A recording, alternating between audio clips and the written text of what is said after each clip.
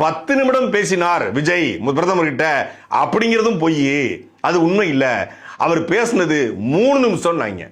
சரி 3 நிமிஷம் தான் உண்மையிலேயே பேசினாரா அப்படின்னு விசாரிச்சு பார்த்தா, உள்ள போயிட்டு அவர் வெளியே வந்தார்ல அந்த டைமிங் தான் 3 நிமிஷம். உள்ளுக்குள்ள இருந்த நேரம், அதாவது விஜய் அவர்கள் பிரதமருடைய அலுவலகத்துக்கு போறாரு, இறங்கி உள்ள போறாரு, பிரதமர் இந்த அறைக்கு அந்த ஒரு ஹாலுக்கு போறாரு. அந்த ஹாலில் விஜய் அவர்களும் பிரதமரும் ஒன்றாக இருந்த நேரம், ஒன்றாக சந்தித்துக் கொண்ட நேரம் 1 நிமிடம் 19 நொடிகள். ஃபாஸ்ட் மாயல அது மாதிரி, ஃபாஸ்ட் அண்ட் ஃபியூரியஸ் மாதிரி 1 நிமிடம் 19 நொடிகள்ல அவர் என்னென்ன பேசணுமோ பேசியிருக்காப்ல. எனக்கு தெரிஞ்சு ரோபோ கூட இவ்வளவு வேகமா பேசியிருக்க வாய்ப்பு இல்லை. வேகதாத பிரச்சனை இருக்குது, அவர் தமிழ் தாய் வாழ்த்து பிரச்சனை, அப்புறம் பார்த்தீங்கன்னா அந்த தமிழ்நாட்டுக்கு நிதி கொடுக்கணும், பிஎம் திட்டம், இவ்வளவு ஃபாஸ்டா பேசினா கூட பேசிக்க முடியாது.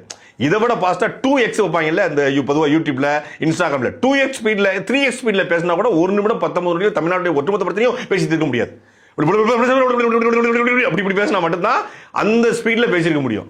அப்ப இந்த 1 நிமிடம் 19 நொடிகள் என்ன பேசினாங்கன்னு பார்த்தா, அந்த 19 நொடிகள் பூங்கொத்து கொடுக்க அவர் எடுத்து அங்க வைக்க, ஷால்வை போட அவர் எடுத்து அங்க வைக்க, கோப்புகள் கொடுக்க வைக்க, இதுக்கு ஒரு 19 நொடிகள் ஆயிருக்கு.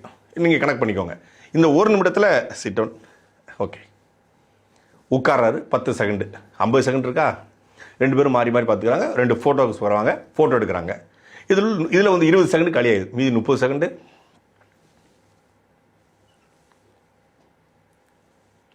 அவர் அங்கிருந்து ஆபீசர், தமிழ்நாட்டு ஆபீசரை பிஎம் பார்க்கிறாரு. யாரு? மோடி பார்க்கிறாரு.